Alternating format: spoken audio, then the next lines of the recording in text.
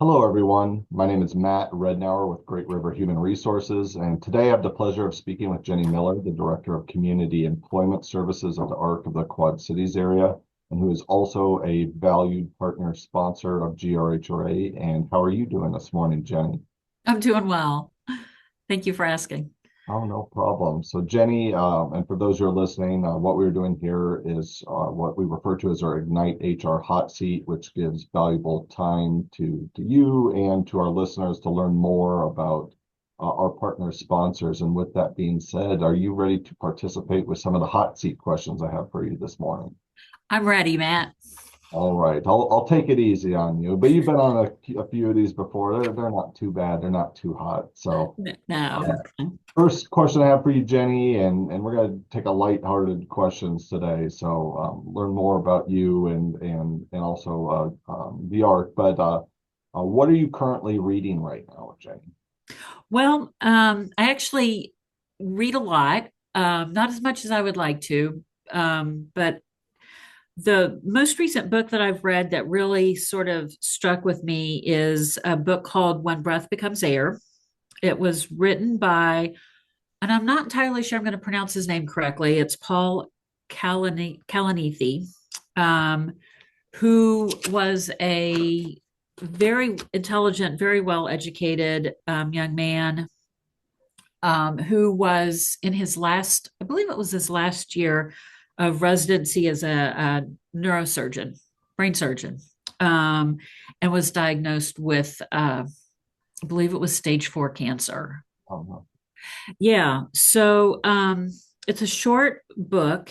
It really discusses um, his journey through his diagnosis and how it changed his goals in life and his relationship um, with his family, his wife, also his extended family as well, and the impact that it had on his spirituality. So um, it was really, I found it to be a very impactful book. It was very good. I'd highly recommend it. Um, it is kind of heavy. So my next book is a very light, what I would call a fluff book that my daughter recommended to me. So just make sure if you do choose to read it that you've got the sort of the emotional bandwidth to take on some deep topics. yeah, and just as you are doing, you're inserting something else to kind of take a step back there. Yeah. Right, absolutely. Yep. So, Jenny, next question I have for you. What's a hill that you're willing to die on? And knock on wood, of course, I don't want you dying on any hill or anything such as that.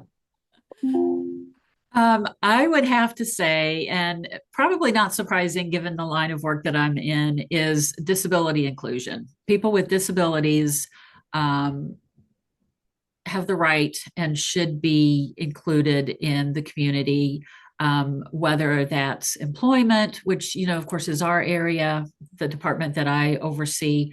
Um, but, the ARC, that's something that we're all very passionate about is making sure that the individuals that we serve have the supports and the services that they need in order to have full inclusion in the community so they can ride public transportation. They get the bus training they need, special pickup if that's what works for them. But to be able to lift them to the best of their abilities and to give them the opportunities that they so desire. Being certainly being a resident of the greater Quad Cities area, I think our community does a fantastic job, in my opinion, on including those with disabilities. And I've lived several places in the country, and I think we we hit those top marks, in my opinion. We do. I think that the Quad Cities does a very good job. I do, and of course, probably because of the line of work I'm in, I do think that there is some room for improvement, Yeah. as there always is, regardless of what we're aiming for. There's always room for improvement. But yeah, I think that the Quad Cities is a great place to live, and there are lots of opportunities and.